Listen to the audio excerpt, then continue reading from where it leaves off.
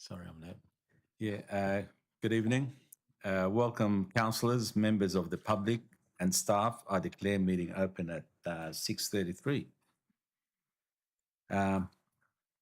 Start by saying everyone, this meeting is reminded to conduct themselves in a polite and professional manner, keep communications factual, use appropriate language and tone. Do not use any defamatory or derogatory remarks. Defamation laws apply to address in public forum. I also ask Council to observe the requirement under the Code of Meeting Practice and Meeting Etiquette. I remind all present that the video recording is an official record of Council and may be made available to persons upon request in accordance with the Government Information Public Access Act 2009. No other recordings are permitted. I'd like to acknowledge the Bidjigal clans, the traditional owners of the land on which we meet and work, and acknowledge the Gadigal people of the Eora Nation. I pay my respects to elders past and present. I think we've got one apology from Councillor Curry. So can I have a mover and seconder for the apologies? Councillor Kasim McDougall, thank you. That will be noted in the minutes. Leave of absence, there are none. There are no council members in the, is there someone in the audience? Any councillors here? Councillor Bala, Councillor Yes, I'm Naji, here. and Councillor Bala online, yeah. Okay. Yep. Hello, Councillor Douglas and Councillor Naji. Welcome to our meeting. No procedural motions. Disclosure of interest. Do we have any disclosure of interest? Okay, I'll just, on the Hillsdale Childcare, even though it's a change of name, I'll just declare that my family operated childcare centre, so it's non-pecuniary, non-significant interest. On the CS 25.029. Okay, minutes of previous meeting. Could I have a mover and seconder? The councillors that were Mayor McDougall and Councillor Pereira. Thank you. Now, no items by exception. As item 5, I believe public forum. We have no one in a public forum. No, thank you.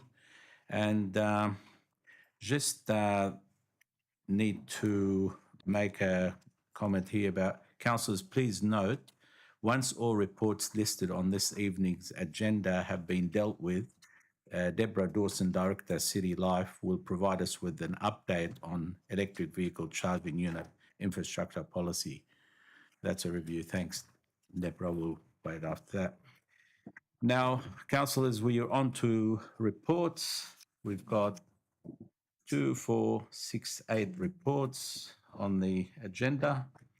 We'll start with CS 25.025, response to notice of motion Gardner Park lighting. Now we have an officer's recommendation on that. Could I have a mover and a seconder? Moved by Councillor Strong, seconded by Councillor Poulos. No, Councillor Poulos, Councillor. Mayor McDougall is controversial by the sounds of things. Okay, so Gardner Park, we've got an officer's recommendation. Could we have someone with a summary, please? Hi. Through the chair, I have a short presentation. Sure. So the purpose of this evening's presentation is a response to a notice of motion. The notice of motion was requesting staff undertake an investigation of the lighting at Gardner Park and consider some improvements for evening training capacity and how we can improve safety and enhance experiences at the park. We were also asked to look at, if there was to be an upgrade, how we could reduce the light spillage. Australian standards for sports lightings for our outdoor fields in our area, we focus on 50 lux. That's suitable for training and recreational use for our local clubs. And examples of that would be 3 of our fields at Borley Park, McCarthy Reserve, and also Bexley Oval. And that's typical of our training fields. 100 lux is suitable for local competition. weekend matches, school competitions, and examples of that with 100 Lux are Ador Reserve and also the Bicentennial Stadium, the Illenden Stadium.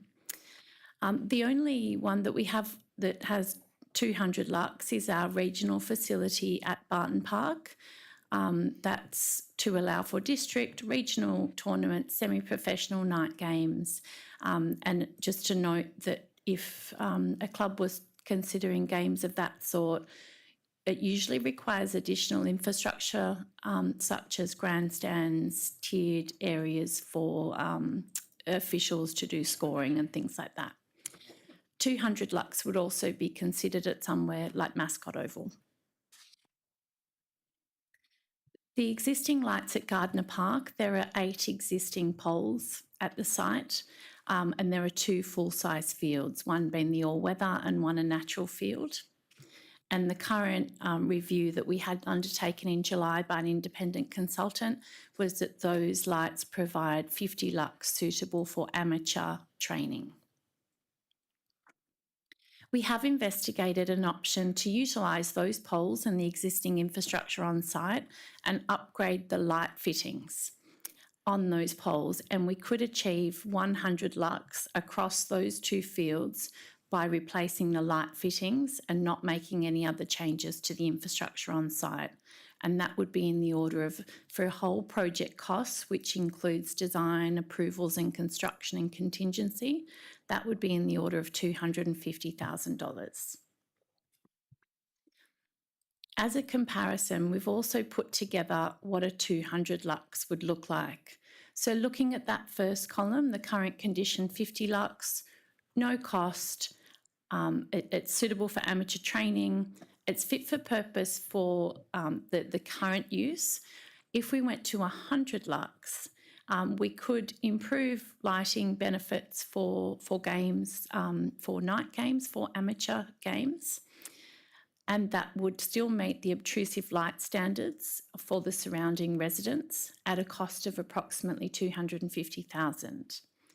To move to 200 Lux is really that next step of providing a semi-professional competition at night time. The reason why the cost is high, the $900,000, is those poles would not be suitable and in the correct locations to warrant 200 Lux across the 2 fields. So we would need to install new poles, new wiring, and an upgrade to the power supply into the park. And it should be noted that that would be for semi-professional night games rather than the current club level. A comparison on the screen shows the fields that we were looking at the council meeting the other evening was Gardner Park, AS Tanner Reserve and Scarborough Park East.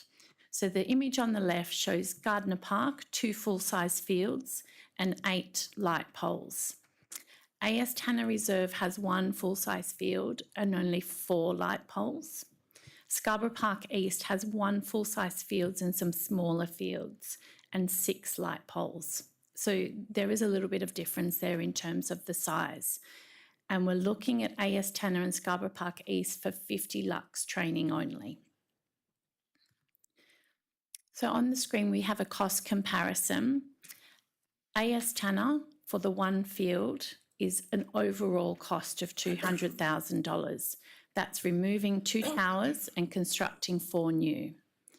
Scarborough East has, as you saw on the previous image, it has 1 full-size field and some smaller fields, still the 50 Lux training with a total project cost of $530K. So those 2 projects together, the total budget is $730,000 for those 2. The construct-only cost of $369 is because we have to undertake design, approvals, work with Ausgrid on light improvements. Often there's wiring that goes with that. So when you look at Gardner Park, comparatively, that to get 200 Lux on 2 fields is in that $900,000 because it is 2 full-size fields. So the proposal there is for Gardner Park, do nothing is 50 lux amateur training, and if you were to go to the 100 lux, the $250,000 would be suitable for a location like this. Thank you. Thanks for that. Councillors, any comments? Councillor Naji, would you mind going to the microphone, please?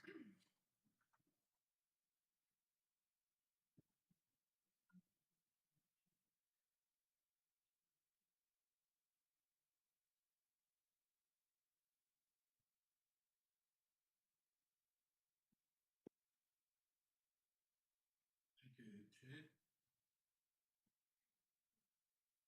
What's the lux that are just out of curiosity, it's got nothing to do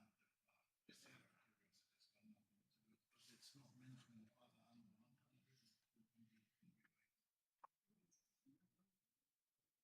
Through the chair, Arncliffe Park is 100 lux. Okay, it wasn't mentioned in the table. Is there a reason for that? For that. When I had a look at the presentation this afternoon, I asked the manager to include some of the fields, not all fields, but give us an idea of the sorts of fields that have 50, 100 and 200 lux. It's by no means an exhaustive list.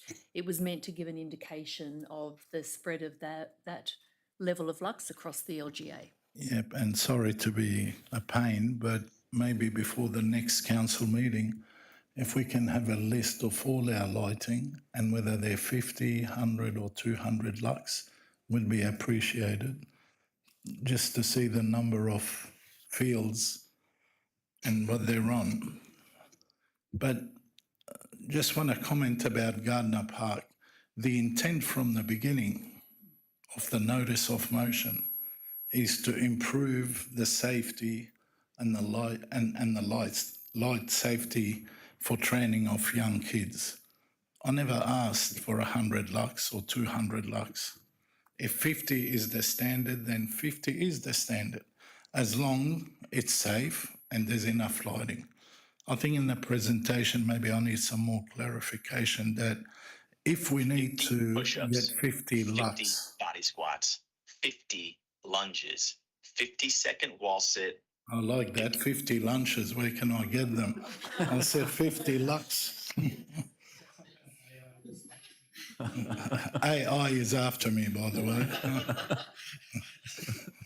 Sorry, Councillor Naji.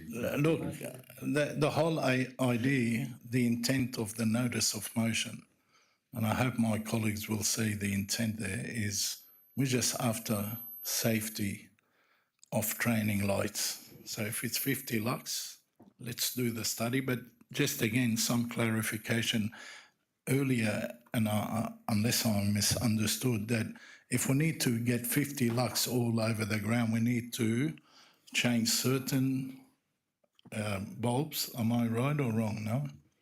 No, if the current reading is 50 lux across the synthetic and the natural turf at Gardner Park. That's what it currently is. So no change. If it's 50 lux for training only, there is no change required. Okay.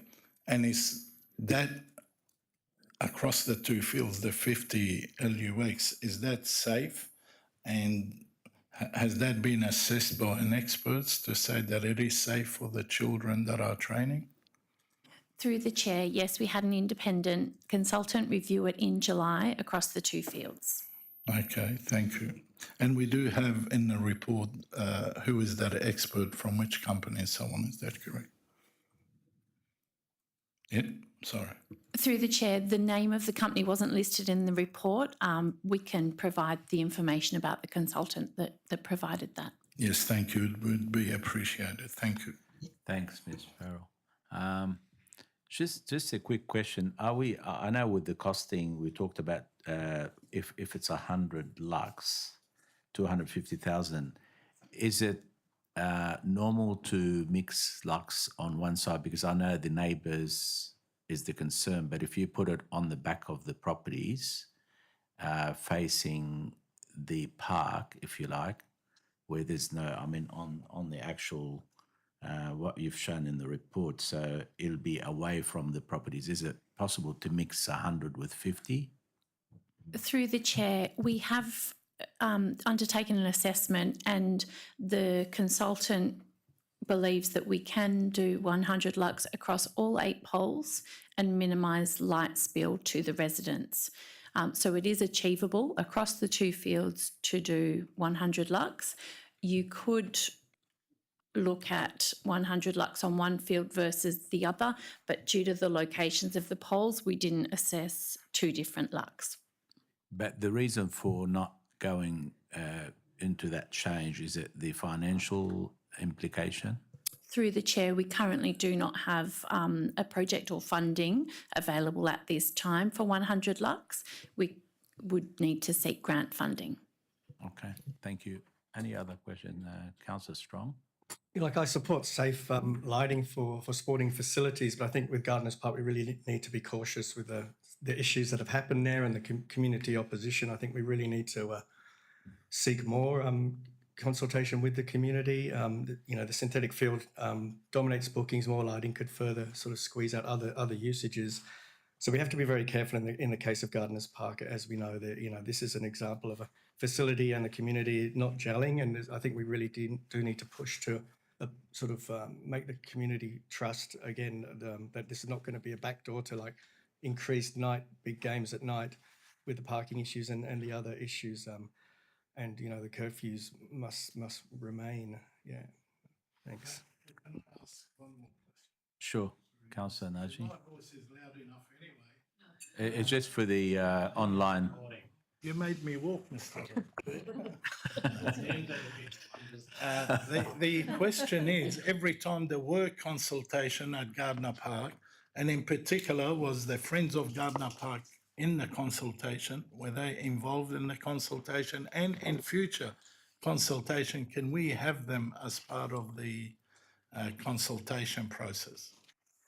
Through the chair, we would certainly do a broad community consultation for any future projects. Absolutely. Thank you, Councillor Najee. Councillors, any other comments, questions? Mayor McDougall, did you want to ask? Sorry, Councillor Kassim. Thank you very much. I guess my question is a little bit similar to the one I asked when we were talking about other community facilities and halls, and that is something about utilisation and demand. So just taking up Councillor Najee's request with regard to finding out about all the parks we have available in the LGA, I don't know if it's too much to do. I don't know if you've got time to do it before council, but it would be a useful thing to know about utilisation and where we have, excess demand and where we're meeting demand, etc., across the LGA for use of these fields. Through the chair, we do have utilisation rates through our booking system, so we can calculate that. And we have the information available around the current lighting levels at our various sports fields. So we can provide that to councillors as a separate package before the council meeting. Great. Thank you, Jam. Mayor McDougall. Thank you, Chair. I'd just like to reiterate, I think it would be really valuable before the next council meeting to have a view of the lighting standard across all our active recreational facilities. I'd be more concerned if we're installing new 50 lux lights on some association fields around Scarborough Park, and in fact quite a lot, if a lot of them have 100 lux lights. Or is Arncliffe Park, for example, an exception to that? Is there a specific reason for that? Because maintaining, equity across fields and clubs and so on, I think is very important as well. Okay, thank you. Any other discussion, councillors? Councillor Douglas.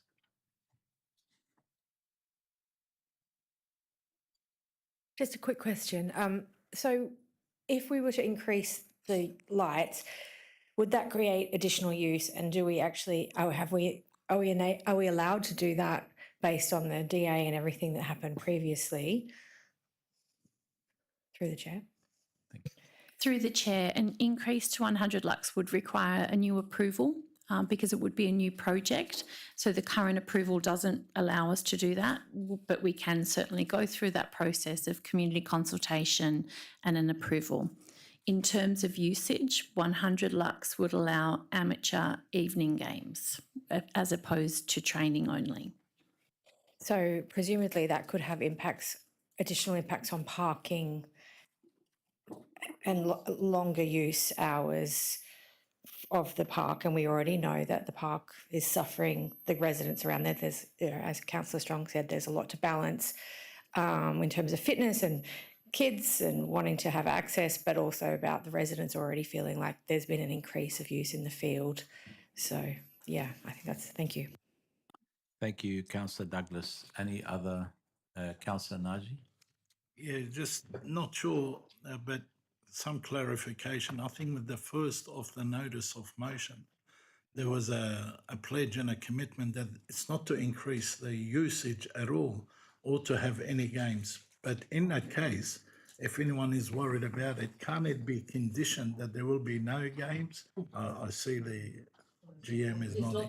So we can condition this to ensure there's no envisage any further problems. Thank you, Councillor Naji. If that's all the discussion, councillors, we're on to CS 25.025. It's been moved and seconded. All in favour say aye. Against, declare it carried. Thank you. We're on the next report, CS 25026. Response to notice of motion, fairy lights at Ramsgate Beach shops. Sorry, I'll move by Mayor Dougal, seconded by Councillor Kassim. Through the chair. This report's in response to a notice of motion requested council investigate the installation of decorative outdoor lighting at Ramsgate Beach along the shopping strip. 3 companies were approached to provide a concept design and, to quote, to install lighting from Grand Parade to Bill Batley Place. However, after receiving advice that the Coles end of the shopping strip was to undergo major works as part of a redevelopment, it was felt that should the council wish to proceed with the implementation of decorative lighting, that it be undertaken in 2 stages.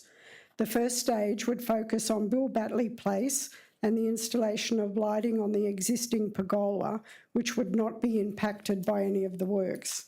The second stage, the installation of fairy lights in the trees, could be undertaken once the work has been completed. Each of the 3 companies were asked to requote separating the cost of lighting the pergola as the stage 1 of the project.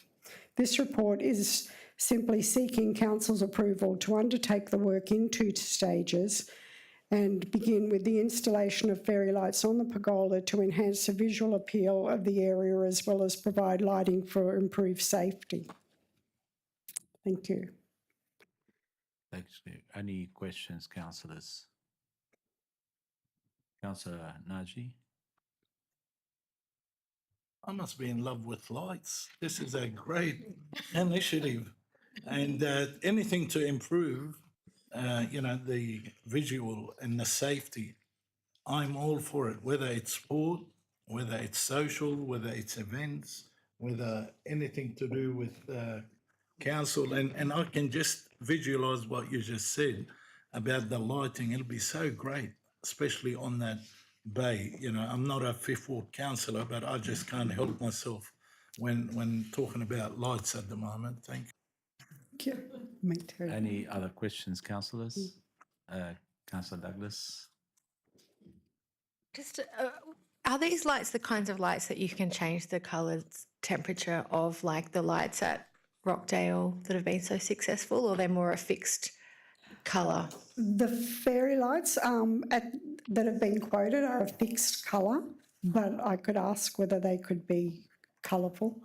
Yeah, I think that we've seen that brings a lot of joy to people to be able to adjust it with the season as well through to different celebrations. So that would be great. Thank you.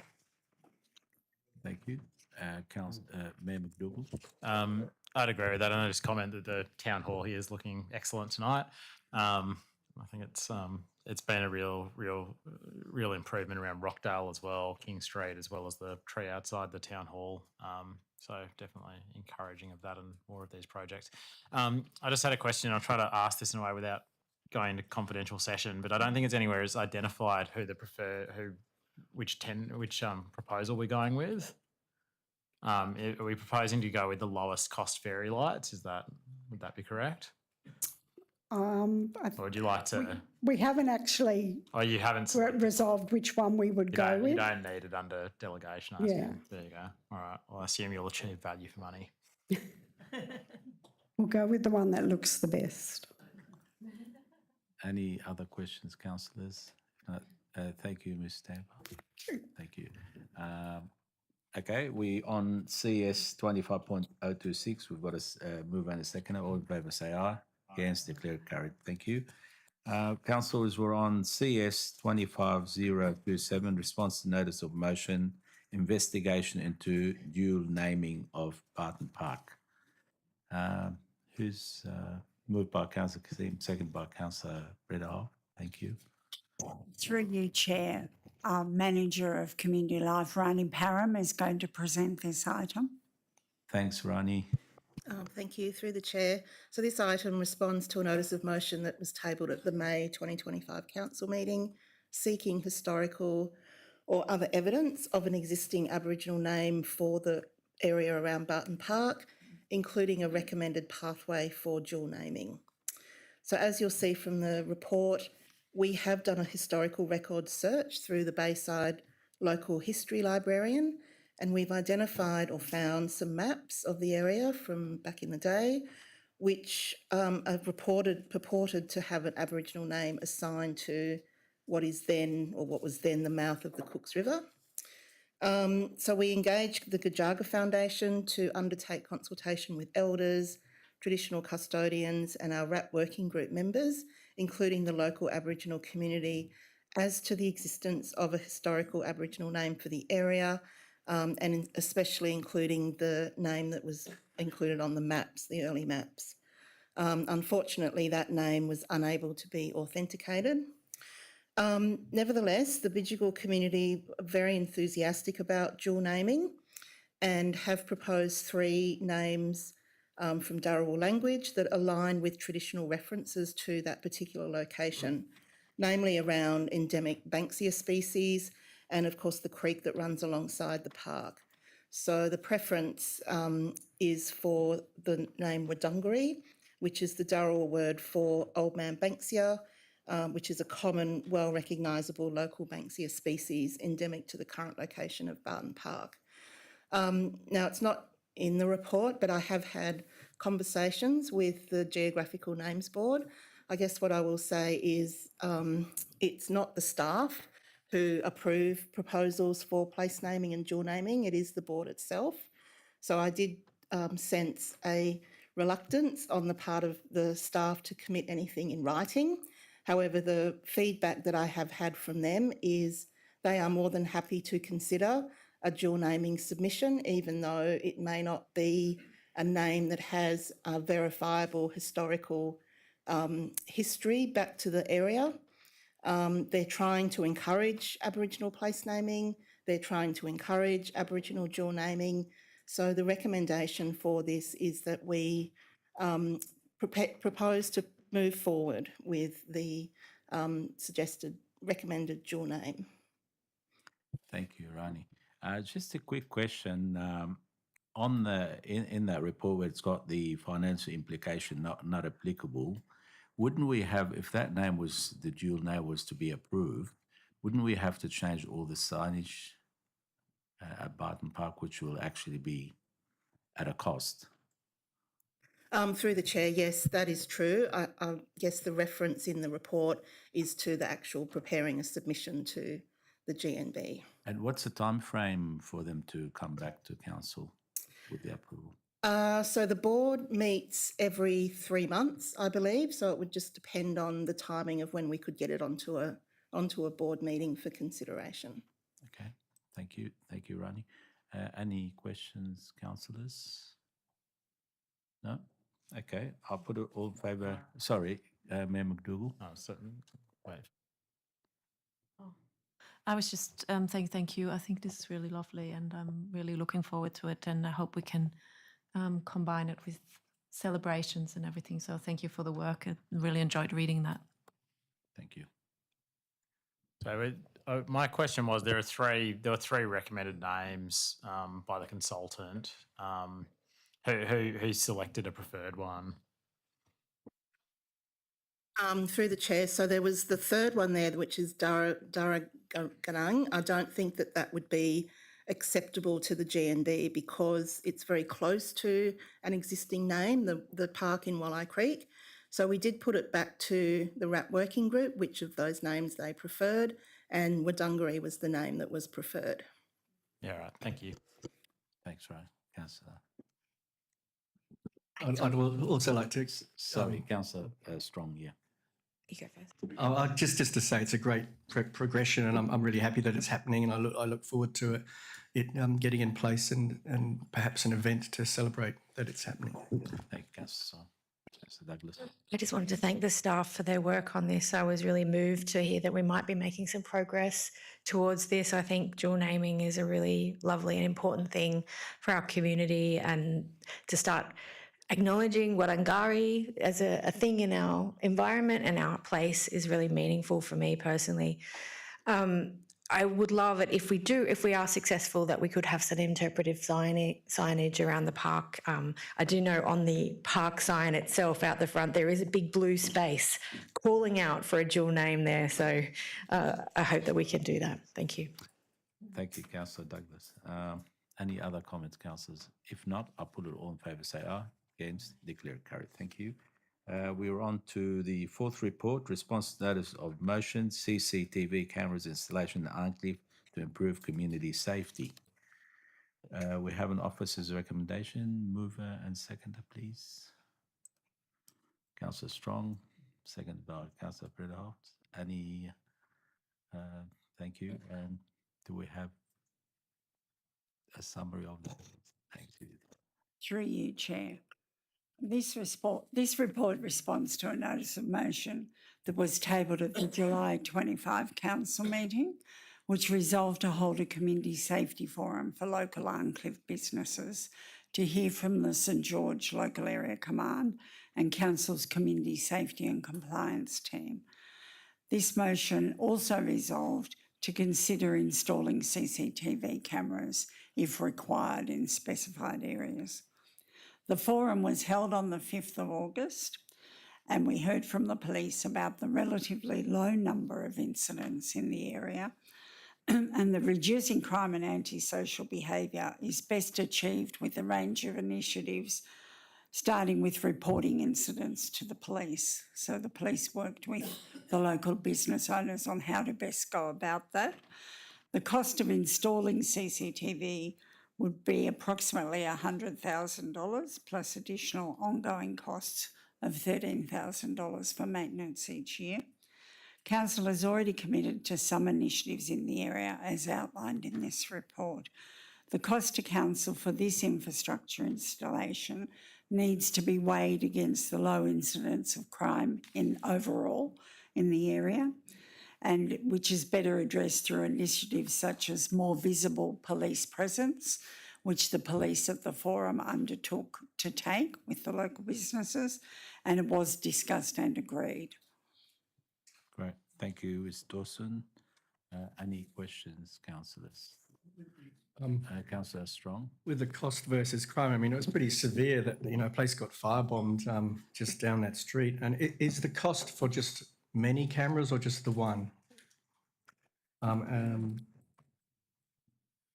Yeah.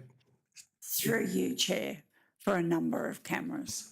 Could we perhaps trial like a less number for a less amount? Not go with such an expensive rollout of so many and just trial one or something or two.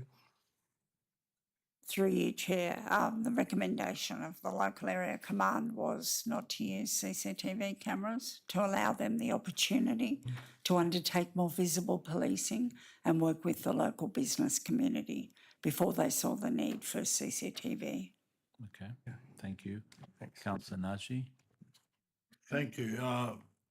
Before I say anything, I'll declare non-pecuniary interest non-significant because I own a business there and I declared that in the meeting and I'll declare it again when it comes up to council, that there's no way that these camera systems will benefit my business because I've got 32 cameras in one premises. So just a question, you did mention for a number of cameras, been in the security business for a long time, more than 35 years. Can you tell me roughly, is it 3, 4, 9. 9? 9. Yeah. Okay. And that through a consultant that recommended 9? Because me as a qualified consultant, I can recommend different. And when in the chamber, I did ask maybe one facing up First Street, one facing down First Street, one facing up Belmore Street, and one facing down. So that's 4. If you want to go to the extreme, you can go further down because I know camera lens can only pick up a width and a length, and it depends what type of cameras you install. So anyway,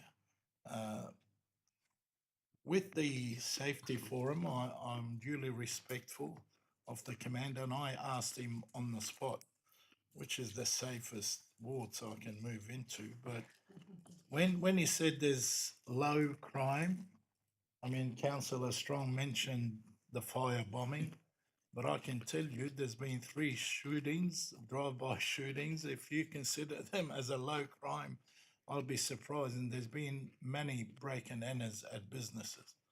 Some of them in mine, but we've got good recording, which we gave to the police, and hopefully they'll catch them. So there is crime over there. So if it's to do with funding, I don't know where we can get the money. That's up to Mr. Richard. But anyway, we can ask for government funding, but I don't want it to be killed off. Maybe put it on the radar, keep it under the radar, and maybe we ask for funding. Who knows? The federal government and the state government coming up to next election, they might be generous and give us these funding on the basis of safety, community safety. That's all. Thank you, Councillor Najee. Any other comments, Mayor McDougall? I just comment on that over the years, the federal government's run. So I don't know, there's none at the moment, but CCTV cameras on programs on a number of occasions nationally that have funded quite a lot of CCTV cameras, including ours, I think. So, you know, we should wait until that comes up again. Sure. Okay. No other. Did you want to make a comment, Councillor Berryhill? I was just wondering, like where in, like if Varncliffe is a low crime area, where are the cameras? Or maybe that's not such a good thing to ask. where are the higher level of crime incidents currently?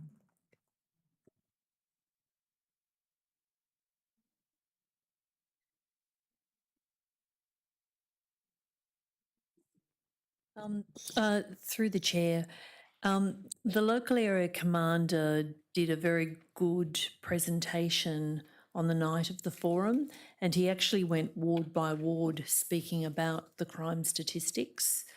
We could approach him to see whether he would allow us to get a copy of those and share with councillors if that could be helpful. That'd be good. Yeah. Thank you, GM.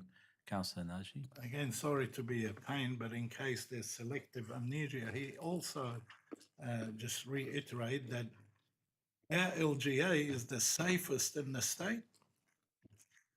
Seriously, can anyone remember saying that? Who was present? That it's one of the safest LGA in the state. And a matter of fact, there's hardly any crime according in comparison to other LGAs. Well, that's good news. Thank you, Councillor Najee. All right. Yeah. So, yeah. Yeah, sorry, yeah, Councillor Cassidy. Yeah, so through the chair, I can verify that having been there as well. Yes, that is indeed what I heard as well. And just in response to Councillor Brederhoff, my memory is that it was Walleye Creek and Rockdale were, and some parts of Bexley. It's really town centres, which goes to the point about lighting as much as anything. So to go back to the lighting perspective, you know, I agree that if we can have lights, it serves the dual purpose of really making people more well disposed towards walking around an area. And yeah, more people walking in an area is naturally a safety precaution, really, for an area. There is less crime when more people are walking around just having a good time. So I do like the idea of us putting more focus on lights, particularly around town centres. And if they look pretty because they're fairy lights, then all the better. So. Okay, sounds good. Thank you, Councillor Kassim. Any other comments? No comments. I'll put it all in favour. Say aye. Against, declare it carried. We're on to CS 25.029, change of name, mascot and Hillsdale Childcare Centre. We have an officer's recommendation. Moved by Mayor McDougall, seconded by Councillor Brederhoff. Thank you. Who's speaking to that? Through you, Chair. This report recommends a name change for Council's two longest running early childhood education centres, Mascot and Hillsdale. The term childcare is an outdated term from a bygone era and no longer reflects industry standards. Having gone through an exercise of transitioning outdated language in all educator position descriptions to maintain appeal to potential employees, transitioning the formal names of the centres is the next phase of this work. We're recommending that Mascot and Hillsdale be updated to Mascot Early Education and Care Centre and Hillsdale Early Education and Care Centre, respectively. The updated names are also consistent with Council's third centre in Cogra, the Garragarang Early Learning Centre and Early Learning and Care Centre. This is a simple administrative function that involves an online form submitted to the national regulator, and historic references to very early centre names such as Dorothy Elphick and the Vera Lever Centre will still be retained on signage in recognition of that history. Thank you, Ms Dawson. Any comments, councillors? If not, I'll put it all in favour, say aye. Against, declare it carried. Thank you. We're on to CS 25030, draft circus management policy, outcome of community engagement. Is it Ms Dawson again? Yeah, thank you. Through you, Chair. On the 22nd of May 25, Council endorsed the draft Bayside Circus policy for public exhibition. The community engagement period ran from 17 June to 15 July this year, 29 days, and was delivered via the online Have Your Say project page with a feedback survey promoted through Bayside Council's e-newsletter and social media channels. Despite a broad engagement approach, only 7 submissions were received, which is not representative of the community. Several respondents requested that all animals, exotic and domesticated, be included from the circus policy. The recommended policy position that council staff are putting forward is to exclude animals with the exception of domesticated animals.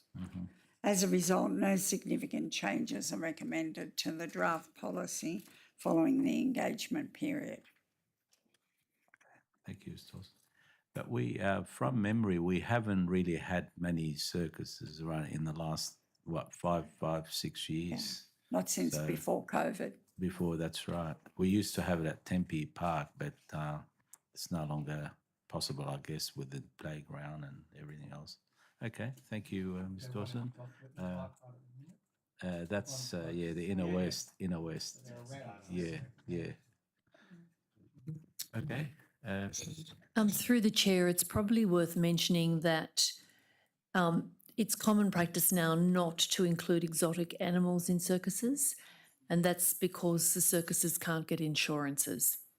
Right. So And that's with every other LGA or That's Australia-wide. Australia-wide. Thank you. Okay, councillors? I think it was Mayor McDougall and yourself, or was it? Sorry. Okay, so who moved this one? Councillor Kasim and second by Councillor Breda. My apologies. Okay. Alrighty. Now we on to the second last response notice of motion story dog program. Ms. Dawson. Moved by Mayor McDougall, second by Councillor Breda Hoff. Sorry. Through you, Chair. This report responds to a notice of motion from Councillors Barlow and Courage, which was resolved at Council's meeting on the 28th of May this year, requesting an investigation into the Story Dog program, which what Councillor Barlow had seen in Tasmania, I believe. Story Dogs is a national not-for-profit program that pairs trained volunteers and accredited dogs with Year 2 students for one-on-one or small group reading sessions at participating schools, aimed at improving literacy and building confidence in a supportive environment.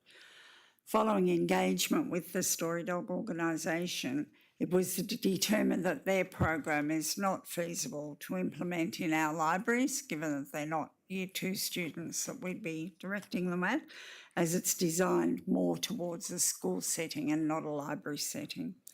Bayside's libraries will continue to deliver a range of literacy-focused programs for children of all ages, building on initiatives such as story time, baby rhyme time, after-school activities and sensory story sessions, while exploring alternate literacy support opportunities. Thank you, Ms. Dawson. Any questions? Sorry, I think we had Councillor Barlow online. Councillor Barlow, you still online? No. Okay. Thank you. So we've got a office recommend. All in favour say aye. Against, declare it carried. Our last report, CS 25032, Draft Bayside Council CCTV Policy. Ms. Dawson. Through you, Chair.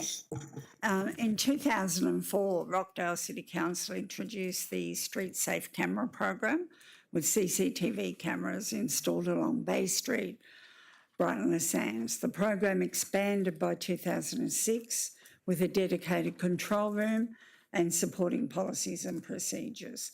Since then, significant changes, including Council's amalgamation, the network growth and technological advancements, have now prompted a full policy review.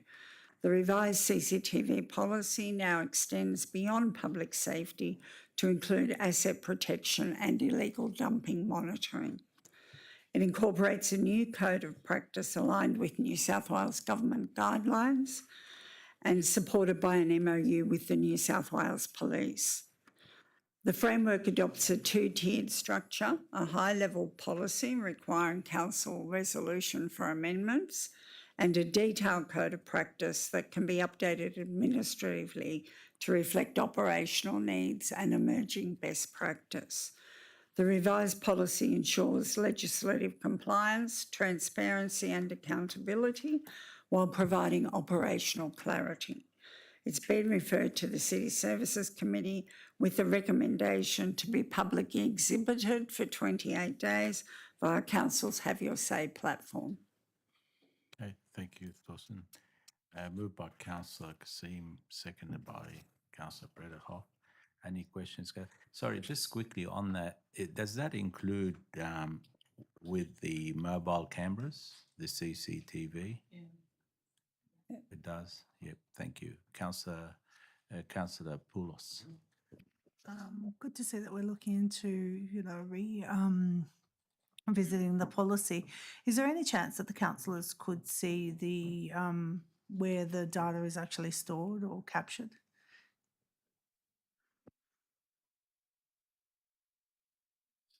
Through you, Chair, our Manager of Compliance and Community Safety, Phoebe McHale, is here tonight. She's best placed to answer that question. all the CCTV footage is stored on council's network, and it is because of the type of data that it's kept, it is under scrutiny. So we cannot share it with the public. So unless somebody puts in a GIPA request, so say for example you want footage of an incident that's occurred on a public street, we can release the footage, but it is blurred out. So say for example if it's on Bestick Street, we will release the footage, but it blurs out number plates, it blurs out people walking along the street. So all you will see is an incident has occurred, but literally most of the footage is blurred out. So most people generally do not ask for the footage. With the MOU with the police, they basically have access to our network. They can see what they need, but because of the chain of evidence, they put in a request for the footage and then they get clear footage of whatever incident that occurs. All our information is kept on our network for a period of 30 days and then it is erased, and that is in accordance with the government guidelines. Thank you for that, for a comprehensive response. Sorry. I was asking to see if the councillors were able to actually see the facilities and where it's actually captured. So we currently have 456 cameras scattered throughout the LGA, and they're pretty much, majority of our network is Bay Street on our assets, Rockdale, like the Rockdale Town Centre. So in terms of what, like the camera types, the camera... No, just the facility that you actually have, so where you actually, yeah, the control room, that's Okay, right. yeah, I think we can organise a tour of the control room. Yes, Yeah. we can. Yes, it's, yeah. Sorry. Got there, sorry. Thank you, Phoebe. Councillor Kassim. Thank you very much. I guess my question on the it's maybe falls somewhere between code of practice than just what the practice is, and I'm not sure, maybe it goes in the policy, is whether or not we have, I guess you'd say, trigger severity, agreed trigger severity when we will put in CCTV.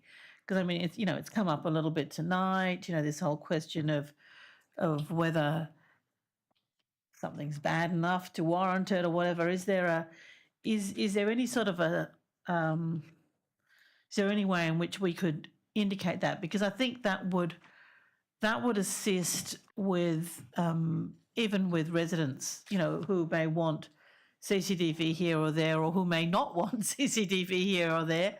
If we had some way of indicating that there is some sort of a standard when we would consider CCTV somewhere. Through you, Chair, if we establish that an area is a hotspot, gauged by activity and reporting from the public, then we will closely monitor that area, and if it warrants installation of CCTV camera, we would put a camera in possibly for a trial period to see what sort of activity is occurring and then make a decision based on the facts that have been collected. So it's a sort of like a certain number of resident complaints or a certain number of recorded police incidents, is it? Through you, Chair, it's not quite as specific as that. There's no baseline data for each and every incident. It really is just a confluence of events or continued activity in the particular area that we're talking about. Okay. And our experienced staff are fairly well versed in where a camera is required, even for a trial period, before installing something permanently. Okay, thank you. Thank you, Councillor Kassim. Any other question? Councillor Najee, and then Councillor Douglas. Thank you, Councillor. I just wondered, how does this interact with the CCTV camera that's been installed at the beach at Brighton Le Sands for Maritime Transport New South Wales? How does our policy transcend cameras from other jurisdictions? Through you, Chair, the camera at Brighton Le Sands that's been installed by Maritime is their camera, run through their network, not our camera.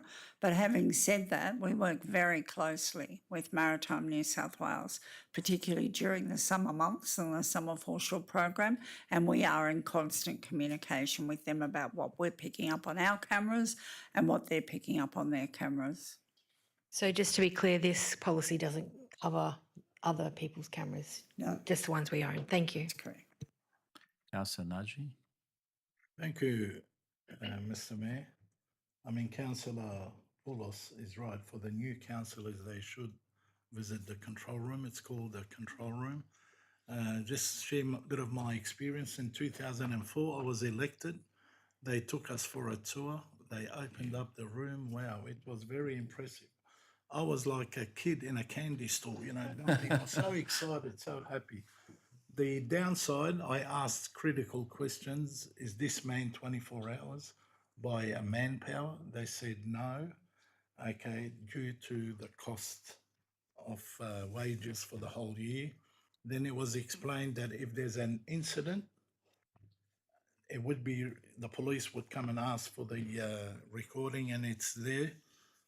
The downside to that, it's good only when there's an incident reported to police, they'll come and want to check the recordings.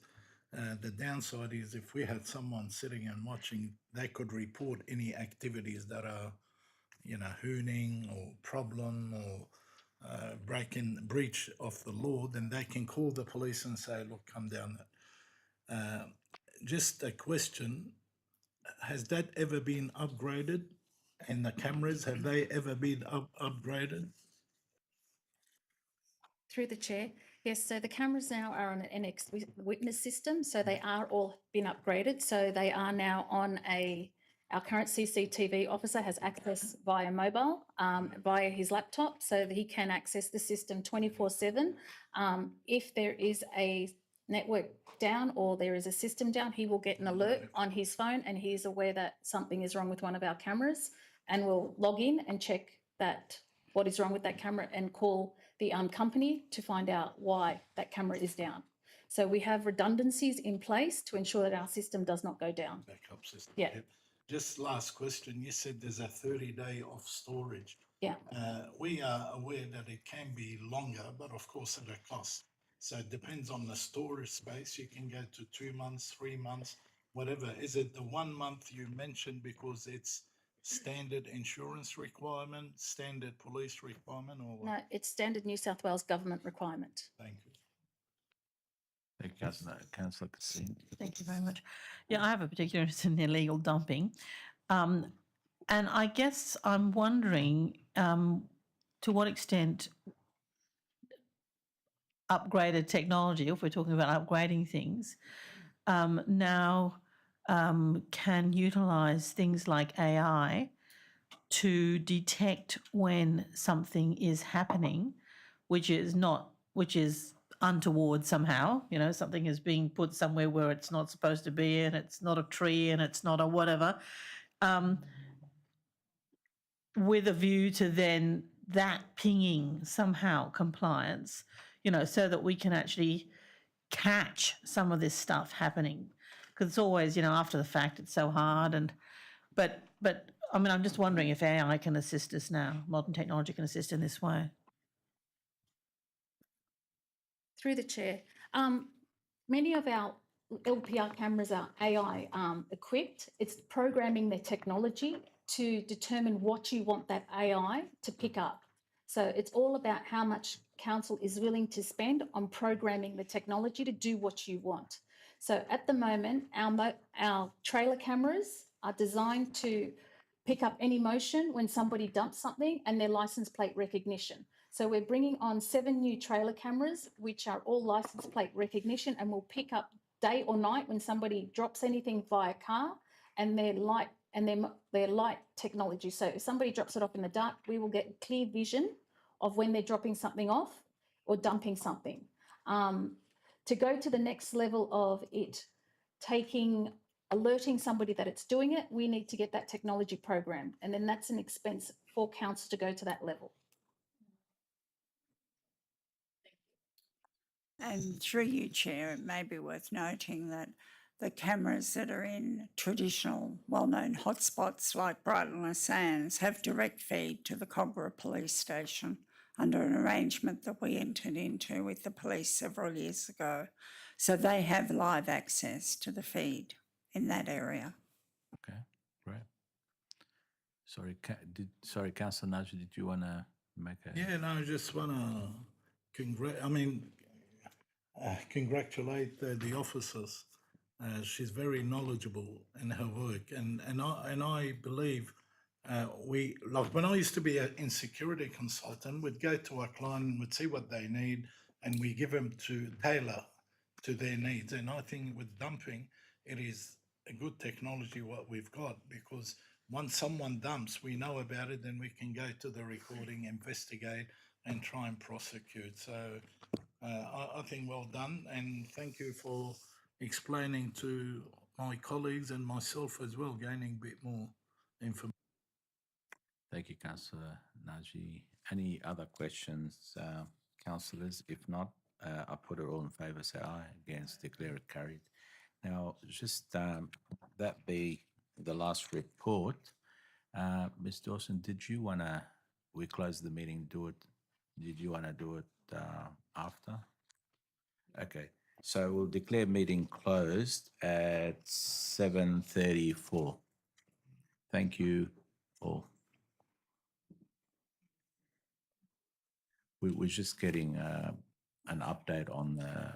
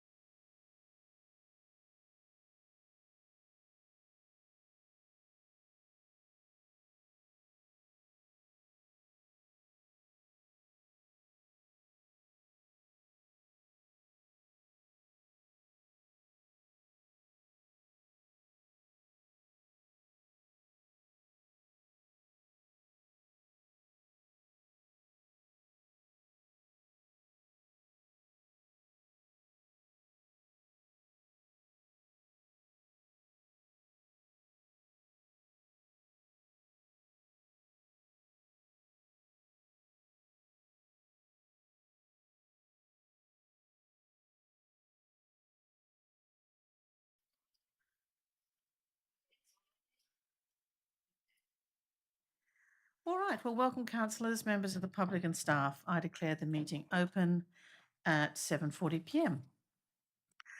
Everyone in this meeting is reminded to conduct themselves in a polite and professional manner, keeping communication factual, using appropriate language and tone. Do not use defamatory or derogatory remarks. Defamation laws apply to addresses in public forum. I also ask councillors to observe the requirements of the Code of Meeting Practice and Meeting Etiquette. I remind all present that video recordings and official record of council may be made available to persons upon request in accordance with the Government Information Public Access Act 2009. No other recordings are permitted. I'd like to acknowledge the Bidjigal clan, the traditional owners of the land on which we meet and work, and acknowledge the Gadigal people of the Eora Nation. I pay my respects to elders past, present, and any Aboriginal people present tonight. I believe there are no, oh yes, there's apology from, no apology, but leave of absence from Councillor Driscoll.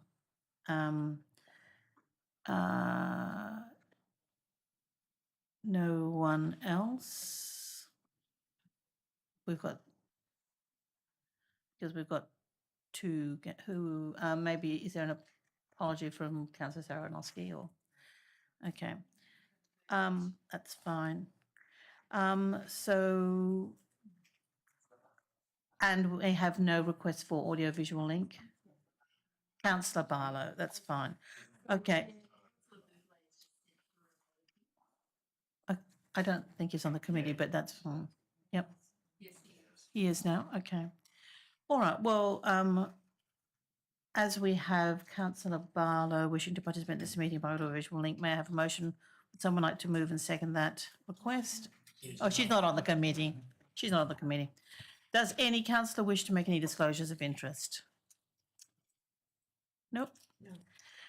Can I ask two councillors who are present at the meeting to move and second the confirmation of the meeting? Councillor Brennerhoff, second, Councillor McDougall. All in favour or against, declare it carried. No matters by exception, and I am no speakers registered for public forum. So then we come to the first of the reports.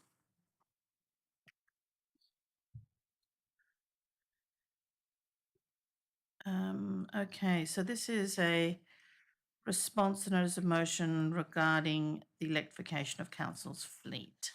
If I could have a council report. Oh, first, would anyone like to move that? Yes, Councillor Douglas and, yep, Councillor McDougall, fine. Through the chair, my name's Robert Siglitano. I'm the coordinator of Fleet Plant and Stores, and I'm currently acting as the manager of procurement and fleet. Response to council's motion, the electrification of council's fleet.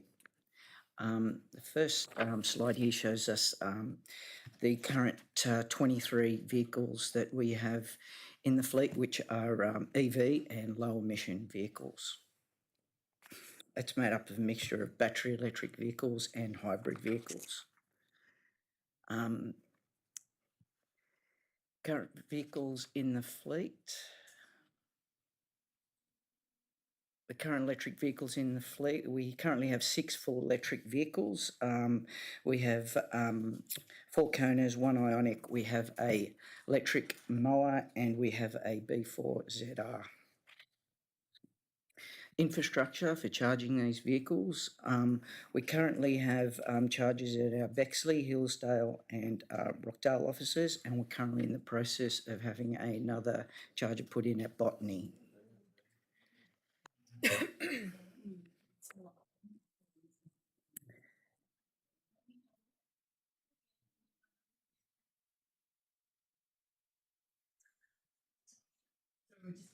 Oh, sorry.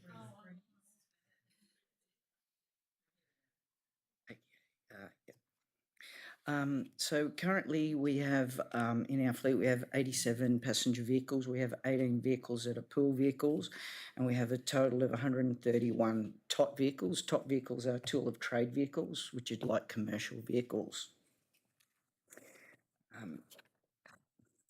Timeline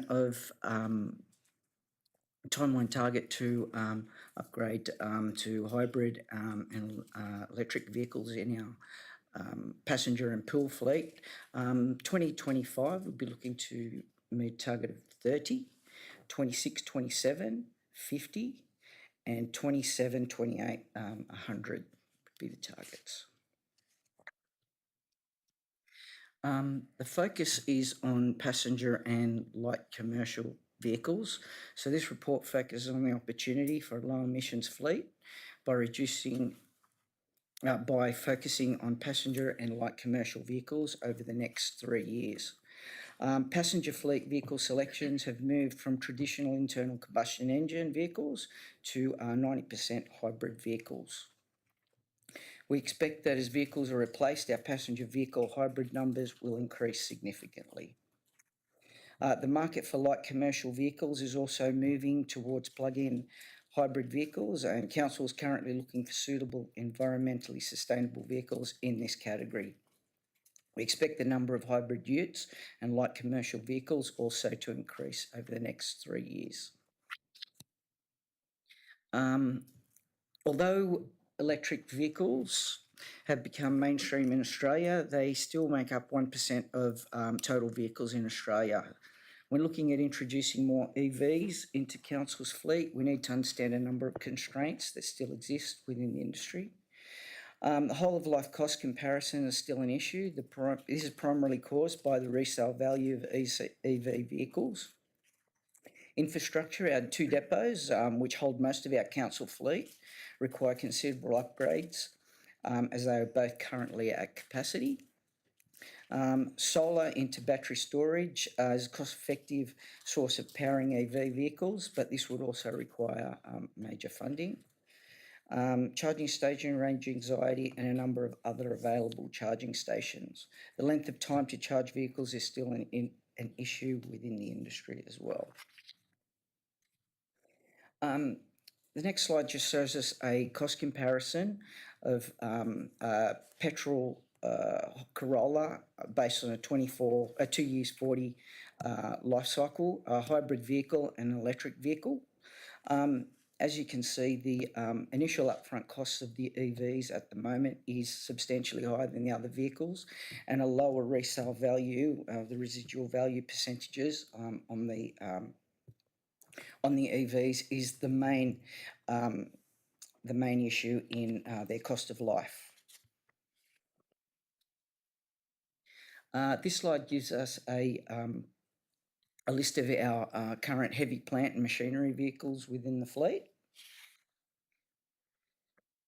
As you can see, Council has a very diverse fleet, and currently there are very few and limited options when looking at heavy vehicles and machinery. In saying that, the market is changing, so there may be more options as technology moves over the next 5 to 10 years. The current restraints include with introducing more sustainable fleet in this category. There's currently few sustainable options. Cost is sometimes 3 times more than our current options. Heavy workloads required on these fleet does not meet hybrid and EV options. Sustainable fleet options in this category are mostly not fit for purpose. The lack of infrastructure out of our 2 depots also plays a part in that, and the industry is still trying to understand what type of fuel will most appropriately be used for this category of vehicles. Hydrogen and other forms of technology are still being looked at in this type of fleet. The conclusion is the response to Council's motion is difficult to answer as the electrification of fleet vehicles and plant is very new with many moving parts. The report indicates some categories of fleet, such as the passenger and light commercials, are becoming more available, and particularly hybrid vehicles. Council will focus on introducing more hybrid and EV vehicles in these categories over the next 3 years. Council will also continue to look for more environmental and sustainable options in heavy vehicles and machinery where it meets economic and fit-for-purpose requirements. The introduction of more EV vehicles in the fleet will require planning and major funding to ensure power requirements are met. This in itself would be a standalone project.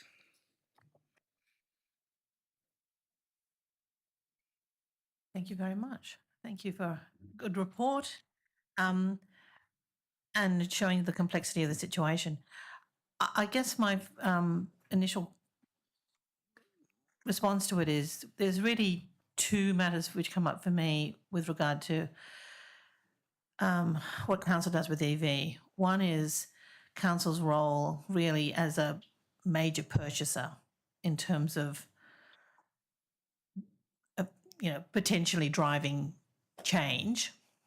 And then the other, of course, is how much all that costs us and what and whether or not, it is possible for us even to save money. So I noticed what you put there about solar, for example, being it's a big upfront infrastructure cost. But I mean, households around Australia are putting in solar because they've worked out that it's going to pay back, So I guess it'd be interesting to get an idea if you have looked at the sort of the payback, which would be which would come to council if, for example, we did make a major investment in solar and set up something like, we charge our vehicles overnight and then during the day we charge residents who want to charge their vehicles at our charging stations or something. I mean, like it's a commercial operation. This sort of thing, solar power and selling solar power, especially for EV vehicles, is a commercial operation. Other people are doing it commercially. So, if we were to make a big investment in energy generation using our large rooftops or something, I mean, have we looked into the economics of that is my question.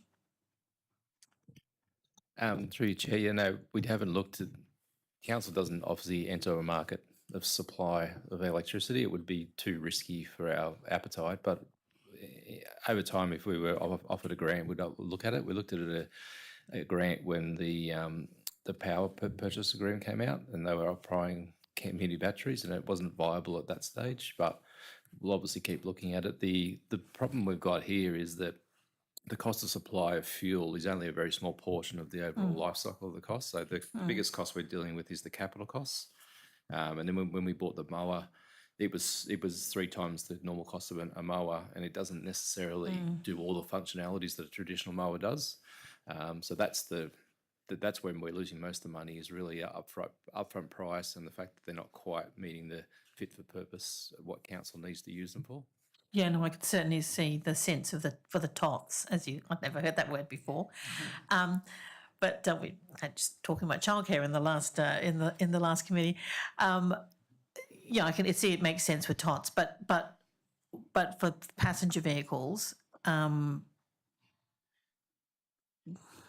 environmental preference is for EVs over plug-in hybrids. That's for sure. So on the first point, which relates to us being a major purchaser, a straight EV would be a preference, but especially because we're just a local council, as in we don't need to worry about range. We're not trying to go to Canberra and, Brisbane and all the rest of it regularly. Anyway, other comments? Councillor Breda Hoff. Thank you. A couple of questions. Thank you for the report. So does council have solar panels? Come via the solar panels, you get it out of the grid. Yes. Yeah. Thank you. Well, then we need more solar panels. The other thing is, what I was wondering, are the EV cars, like in terms of usage and utility, are they well used compared to petrol? Like, is it now like standard to use them, I suppose? So, is there reluctance to use the EV cars, or is it just normal to use the EV cars by staff? A lot of the EVs we use as pool vehicles, and the compliance team have quite a number, and they use them very well. They're very fit for purpose for what they do. The vehicles come back to the depot every night. They get charged during the day. They're able to be used. They're out being used. So they have a very good fit for purpose requirement in that manner. Yeah. Well, that's good to hear. That's what I wanted to know. Thank you. And I'm a bit concerned about the resale value that you indicated is quite low, which I'm surprised because looking at the market, I thought the resale value was quite high. But maybe is that because it's this particular brand of EV car that council has? It's a very, very limited sort of market. We've only had a couple of EVs, so but the feedback from the auction houses at this stage is there's a lot of anxiety around buying second-hand vehicles with the batteries. And therefore they're getting the same amount of money that a normal vehicle gets, even though they cost 3-4 times more to buy. So the loss over the life or the short life of that car is significant. Hopefully that changes too. And I guess then the last thing, I saw the timeline for moving to hybrid or EV for passengers and pool vehicles. And you don't make a distinction here, even though before in the table you do, between hybrid and pure EV.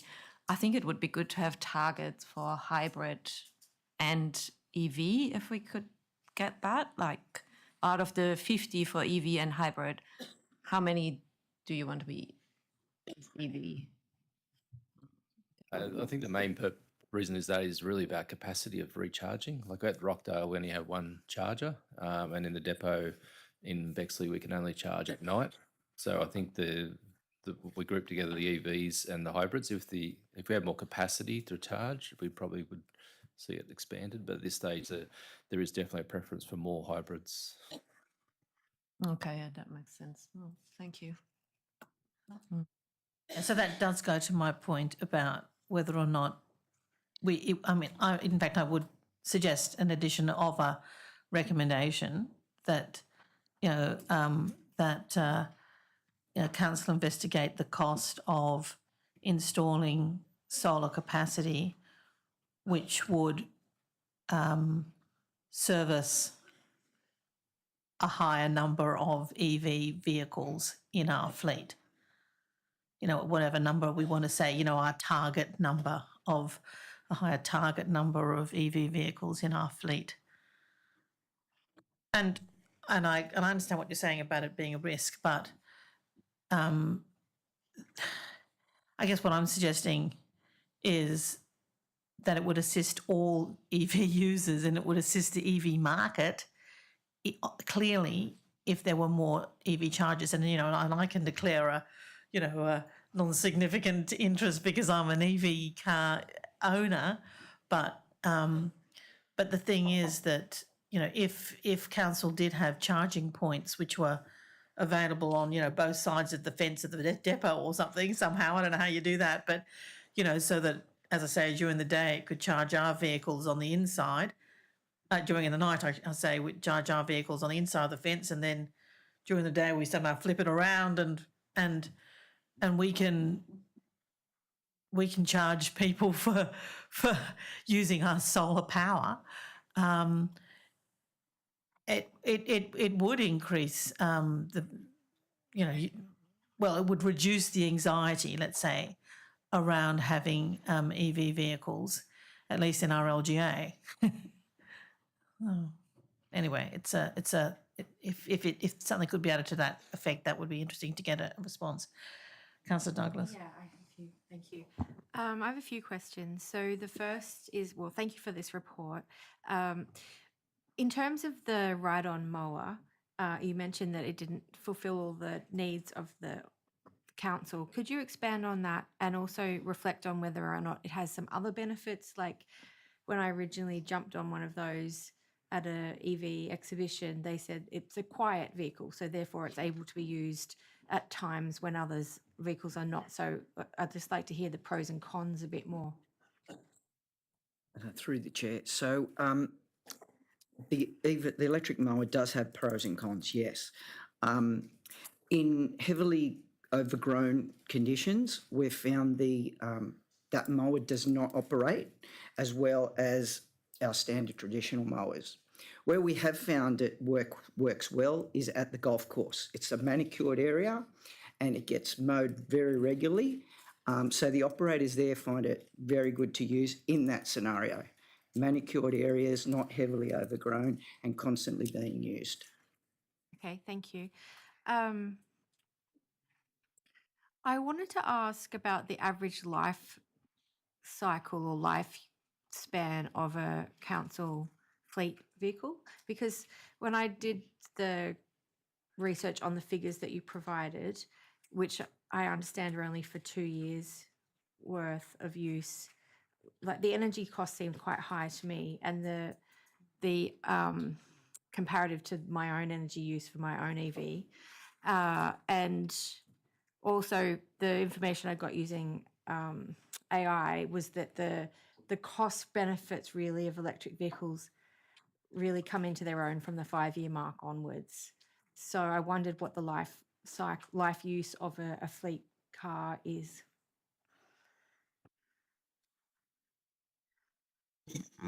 Yeah, traditionally, council has for its passenger fleet, it turns over generally in the 2 to 3 year cycle, or the kilometre allowance, and that was always done to maximise the return that we get at the auction, and keep the cost of owning vehicles lower, because that's always been the sweet spot.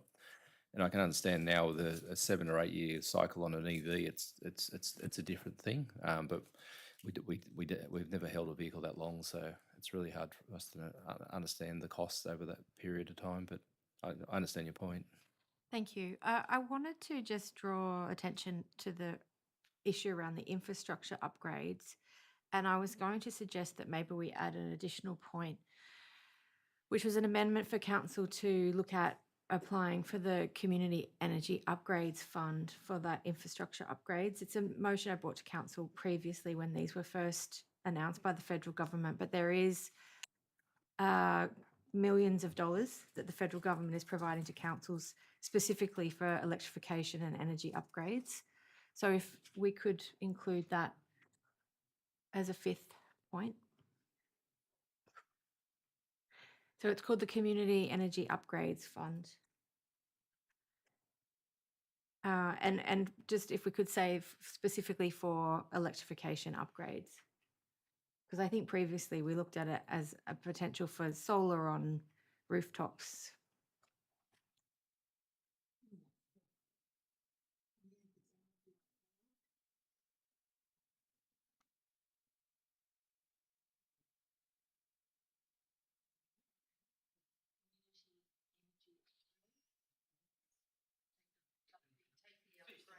So just take the upgrades and energy out now. The next, yeah, that word after.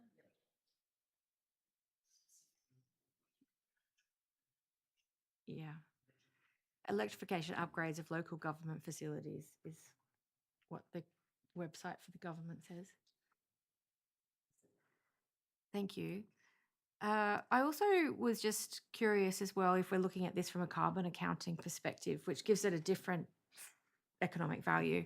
And we do have a net zero ambition for council, but we don't yet have a net zero timeline. And other councils have a net zero timeline, some as early as 2030 for council operations. So my question is, if we had a net zero timeline, like 2030 for council operations, would that then change the outcome of this report?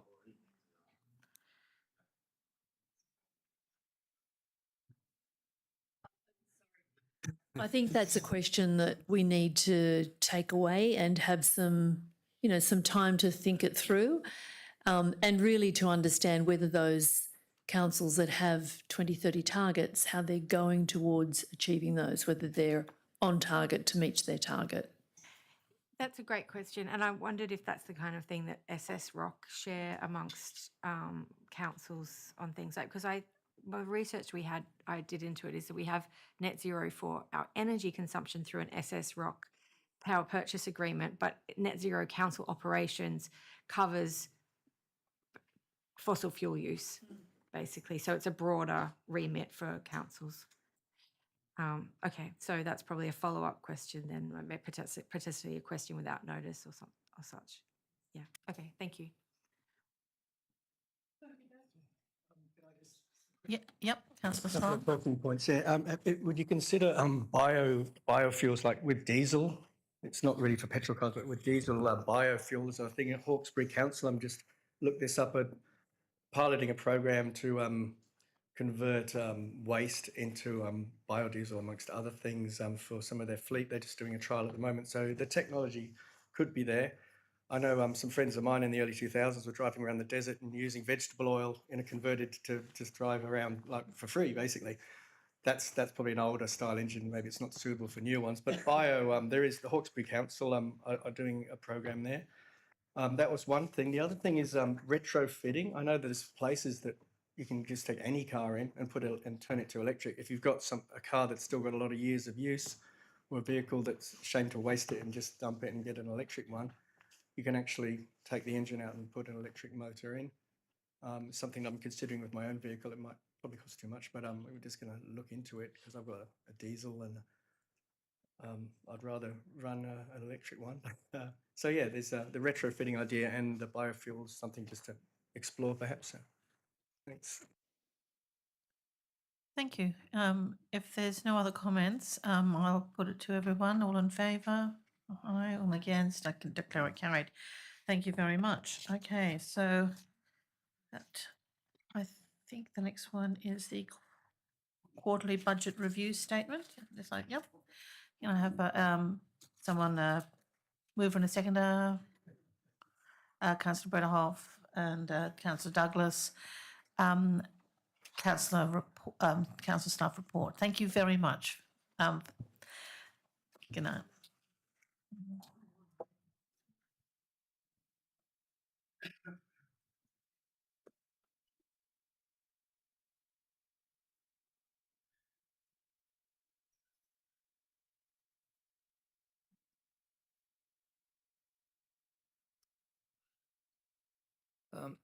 Through the chair, the purpose of tonight's report is to outline the key changes introduced by the Office of Local Government to the quarterly budget review statements.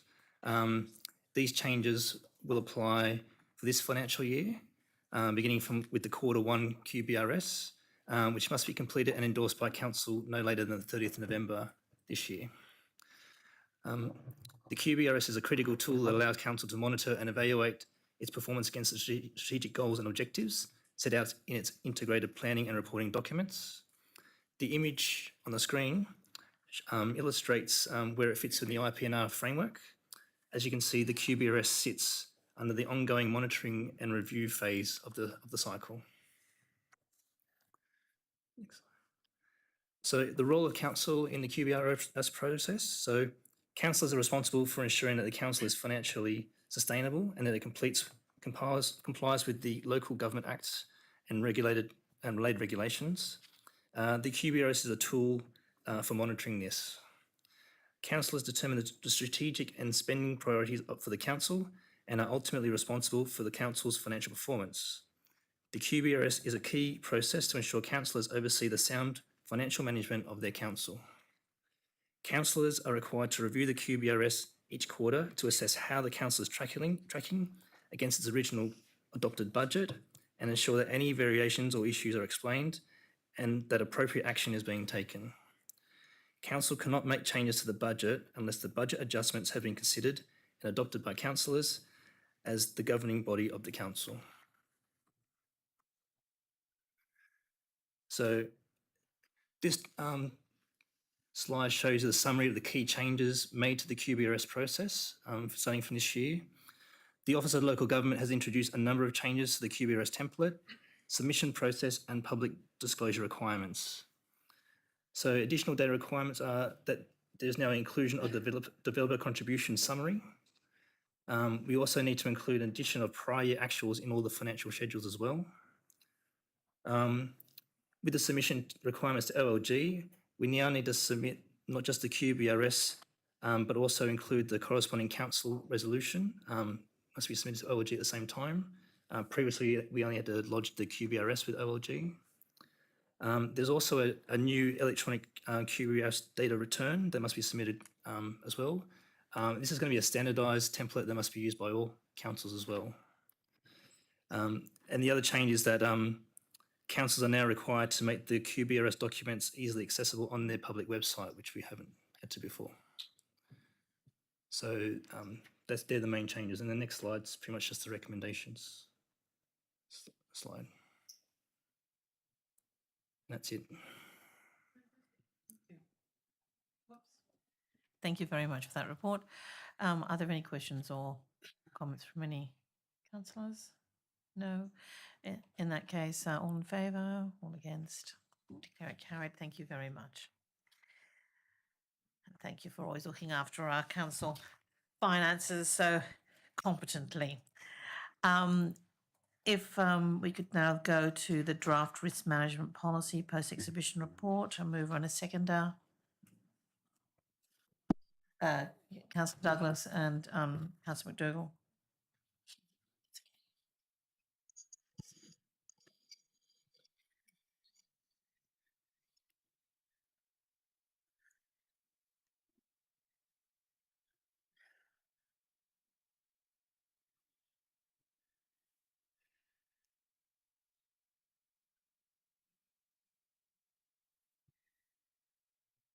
Thank you. Through the chair.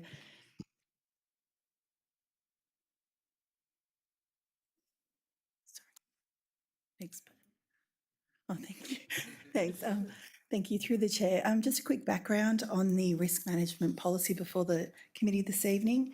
We actually, the bit of the background is that the guidelines on the risk management and internal audit for local government were the key drivers for this change. The current risk management framework was also due for review and needed to align with ISO 31000 and also the Office of Local Government guidelines. What we did is we undertook a review of the risk management framework, and this is one of the policies that was reviewed as part of it. The public exhibition was conducted between the 29th of May and the 25th of June of this year. There was a report that was presented also to the City Services Committee back in May. Have Your Say page was our key landing page for the information and the policy, and that included an online survey, e-news and social media as well. The reach, there was a 121 project page views, 2 social media posts, a LinkedIn post with a various reach of 130 clicks, and also 2 Talking Bayside articles as part of that public exhibition period, during which we received 4 submissions and they were all in support of the risk management, the draft risk management policy. During that period, we actually undertook a review of the policy internally, and some minor amendments are proposed and are presented in the attachment to the report this evening.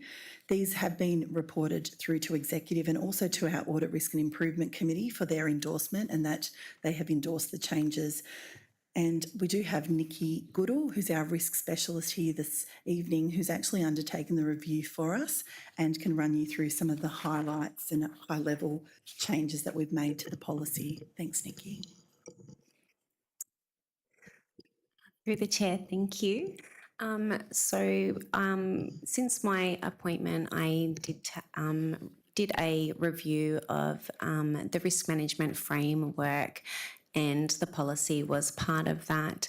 Through that, I realised that the document that was presented potentially wasn't quite fit for purpose for Bayside for end result to being able to deliver high-level training and education to Bayside staff in managing risks and identifying risks.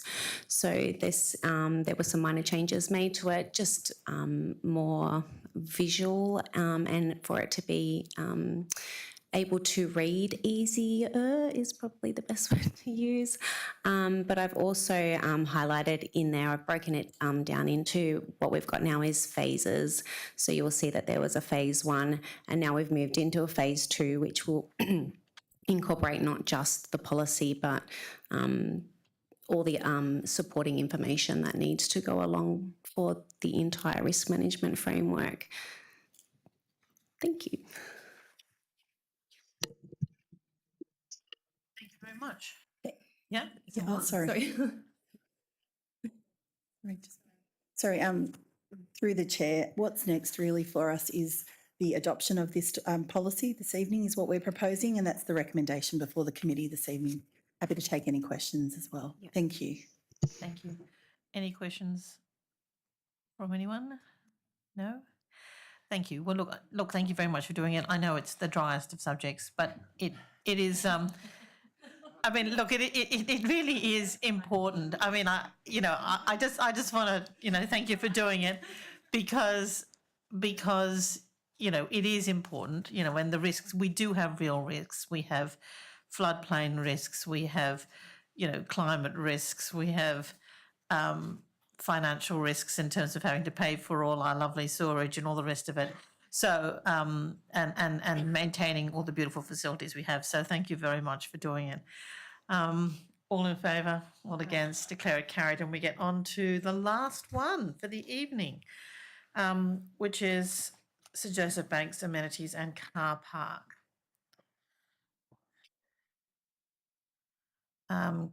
Yes, can I have a mover? It'll be me. Second, Councillor Douglas. Okay.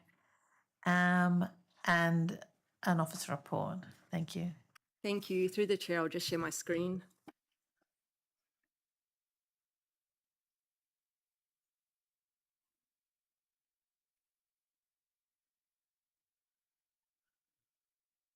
So Sir Joseph Banks Park is a regional level open space. Its popularity has grown since the addition of the new adventure playground and the upgrades to the existing playground.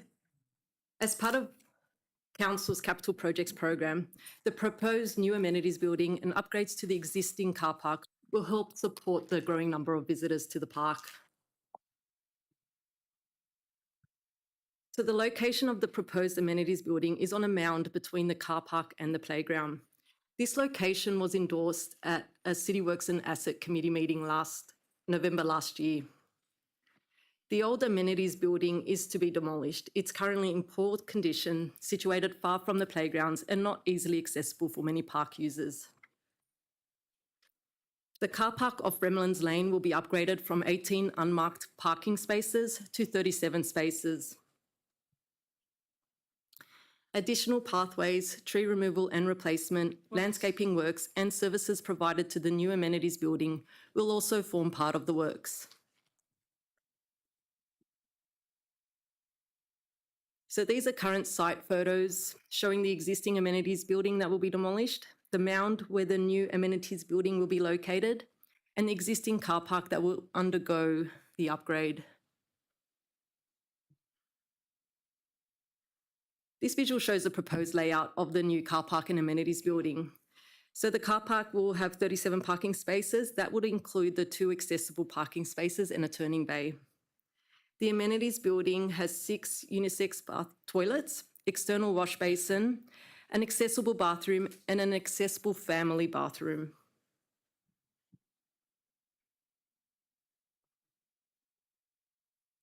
So this photo montage provides an indicative view of how the new amenities building will integrate with the existing park landscape. It shows one of the new paths from the car park to the amenities building as well. So Council undertook an open tender. 11 submissions were received, 1 which was non-conforming. Each were evaluated based on price and non-price criteria. The non-price criteria included construction methodology, delivery program, relevant experience, and the capability and capacity to undertake the works. So the panel recommended Carfax Commercial Constructions based on their detailed and well-considered construction methodology. The delivery program was comprehensive and considered long lead times.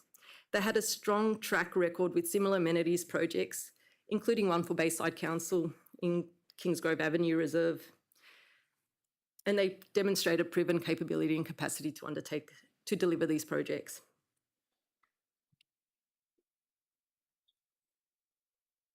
So additional funds will be required to proceed with the engagement of Carfax. There were additional costs associated with Council's decision to relocate the amenities building. The new location led to further design work and additional construction work that weren't originally budgeted for.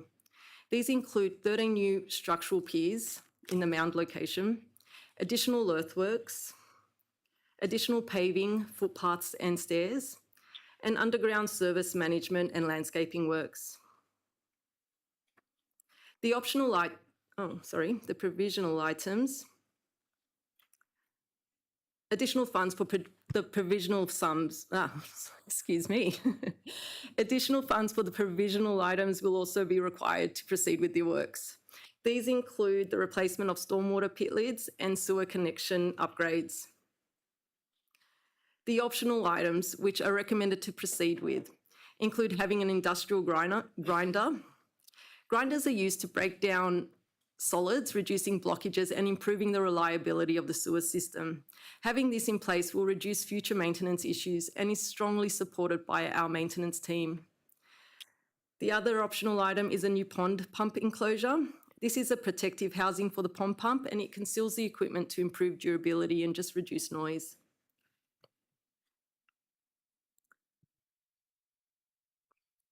So if endorsed by the committee today, the next steps are to report to the September council meeting.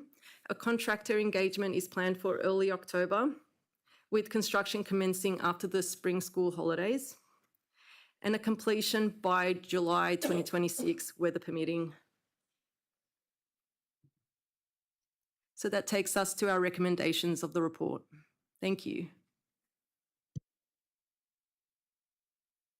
Sorry, can you leave them up there? They've disappeared.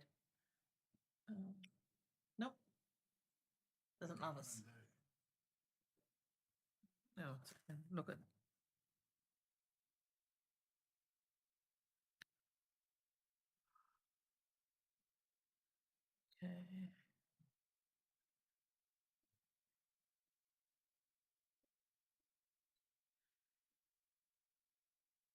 Okay. So do we have any questions for anyone? I know there is a confidential, but I think if we don't need to look at it, then we'll just deal with it here unless there's particular questions. Yes. I mean, given we've just been reminded of our financial responsibility, I just note that the additional funding that is needed is comparatively large. Is that right? Or so can I just ask, is that in the budget or the development contribution levy, is that already budgeted for? Or can I just ask a bit more on that? Through the chair, the additional funds will be needed from the development. It is recommended to be used from the development contributions plan for Sir Joseph Banks. That is money that is not allocated yet? No, not at this stage.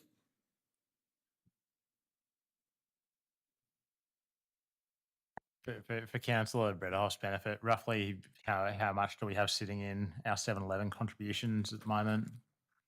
Through the chair, they're the development contributions, and it is put in the confidential attachment how much will be remaining after these funds have been used. Oh, okay. I think our development contributions is a matter of public record, but can I help? I'd say it's in the order of $500 million. As a total for all of the plans, yes, it's around $500,000. Thank you. Thank you. That's good to know. I have just a question through the chair. I thought that there was some mention at a relatively recent meeting that we were getting close to having used up most of the funds available, though, for the east side of VPAs. Okay. VPAs. Yes. Okay. All right. Thank you. Find more ways to spend them. Oh. No, don't say that. I just had a quick question. I mean, it is a big piece of works, and I note that now we've also had an additional request for another toilet block as well at St Joseph Banks Park, and I do wonder whether the original plan, which had this one toilet block more accessible across the park, would have assisted us with that. Through the chair, no, the park is a very long piece of land, and the original site that was chosen for this block is very close to where it is actually being built. It wouldn't have served the central part of the park, which is some distance away. This is really taking this to a slightly different elevated location, but still services that one end of the park. Thank you. Are there any other questions? No, in which case, all in favour? Good, all against, I can declare it carried. Thank you very much. And I think I can declare the meeting closed at 8:26.